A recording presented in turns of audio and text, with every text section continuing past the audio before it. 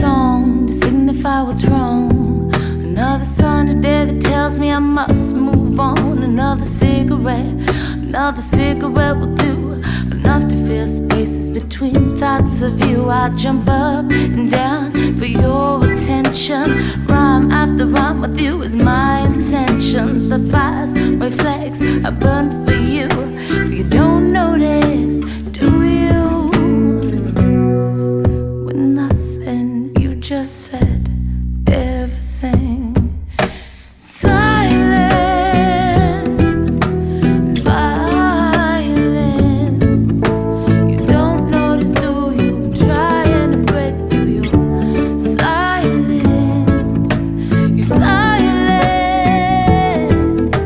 is violence. You don't notice, do you? I'm fighting but losing too. Your silence.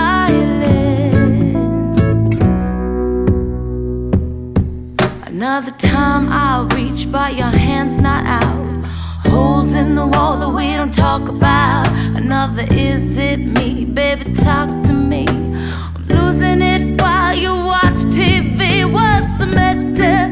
Can you feel me? You bite your tongue with all you know to me. What's the matter? You're killing me. Do you notice? Do you still love me? With nothing, you just said everything. And your silence is violence. You don't notice, do you? I'm trying to break through your silence. Your silence is violence. You don't notice, do you? I'm fighting but losing too. Silence. The rain is the rhythm of my song for you. The puddles are splashing to cleanse myself for you. There are no rainbows, you have no light, just me swimming in you, drowning in your black and white. Oh, it's winter, all my leaves have fallen off. There's no risk of fire, but I'm burning, I'm burning.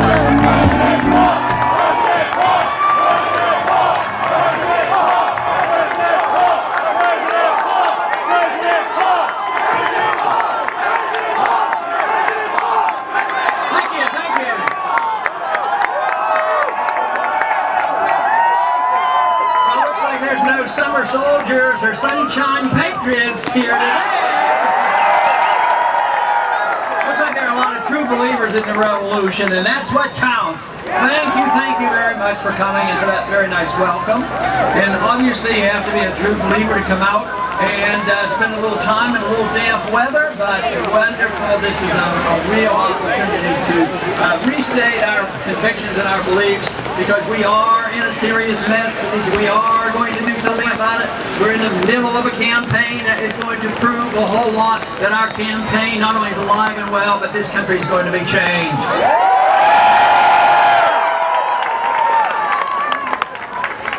You know, this morning in the news I read that China was complaining about us getting too aggressive in the South China Sea.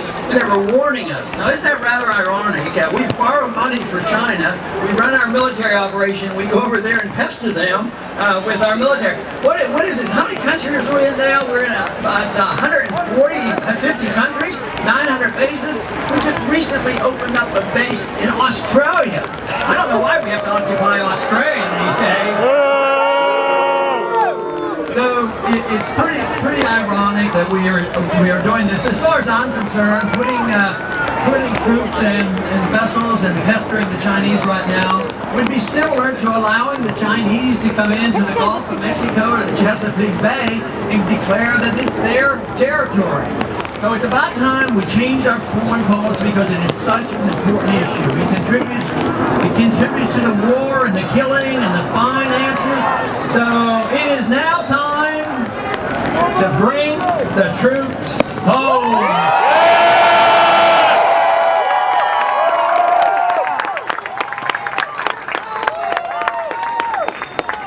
Our foreign policy is a schizophrenic foreign policy. It's on again, off again. We support one dictator 1 month and then we get rid of him.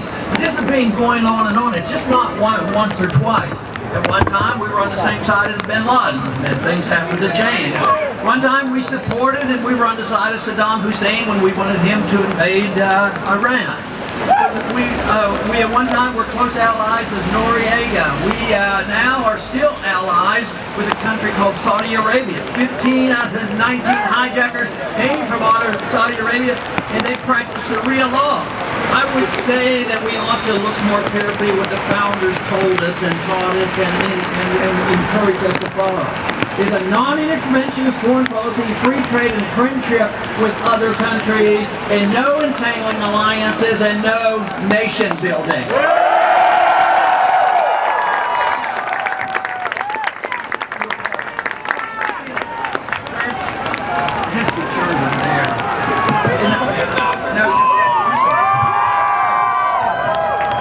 Have to loosen this one. Okay. All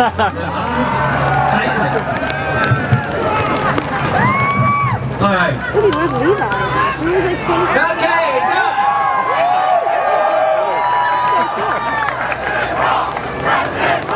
President Paul! President Paul! President Paul! President Paul! President Paul! President Paul! It is obviously very crucial that the foreign policy changes because of the cost. In the last 10 years, we added $4 trillion to our national debt. We shouldn't be adding, even on our side of the aisle, the Republican side of the aisle has a proposal to so-called balance the budget in 30 years. My proposal is to cut $1 trillion the first year and balance it. Of course, to do that, we have to change our attitude about what the role of government should be.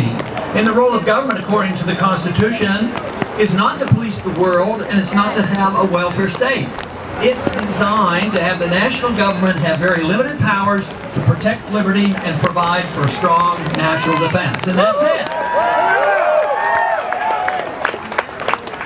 But today we are facing a major crisis like we have never faced before. There's a debt crisis, there's an attack on our civil liberties, and there's an attack on our credibility around the world. What might likely happen, and what eventually probably will happen, is when we come down financially, and we have been seen as a bully around the world, there's going to be a lot of piling on. That is why it's crucial that we change the direction of the country, change the attitude about how we operate around the world, and under those circumstances we would be seen quite differently. But if we have the bankruptcy which is impending, we have major problems. That is why the revolution in this campaign is so crucial, to change the direction of the country and look to our traditions of where we are, defend the free market property rights and a non-interventionist foreign policy.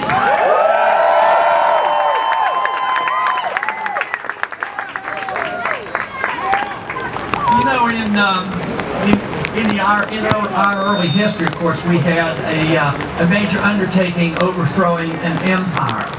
And in some ways, that is what we're doing now. I believe we have an empire, and we have a constant increase in the tyrannical actions of Washington, D.C. It was somewhat similar before when the British were the tyrants, and they had the empire, and we wanted our independence. Today, though, it's a bit different because we don't want separation. What we want is to get rid of the people who believe it's their role and their responsibility to run our lives, to police the world, to run a monetary system which is corrupt. So this is what we have to change, and this is what this revolution is all about. So seeking virtue and excellence and seeking a society that offers peace and prosperity, we have logic on our side, and we also have the humanitarian instinct on our sides, because they tell us too often that we don't care about the poor. If you care about the poor and you care about prosperity and you care about peace, the only way you can achieve that is through free markets and sound money and individual liberty. That is the answer. So continue to continue our efforts. This campaign has a few months left to it. It's not going to end like some people pretend. You know, the media says, "Where's Ron Paul gone? Where's Ron Paul gone? Where's his campaign?" I want to know. Where's the media been? So anyway, spread the message, be optimistic, and have fun doing it. Thanks a lot.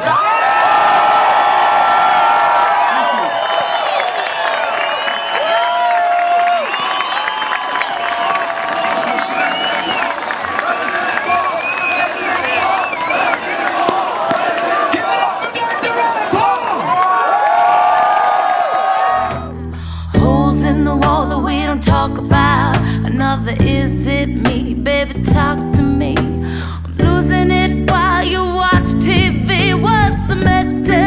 Can you feel me? You bite your tongue, what are you known to me? What's the matter? You're killing me. Do you notice? Do you still love me? With nothing you just said.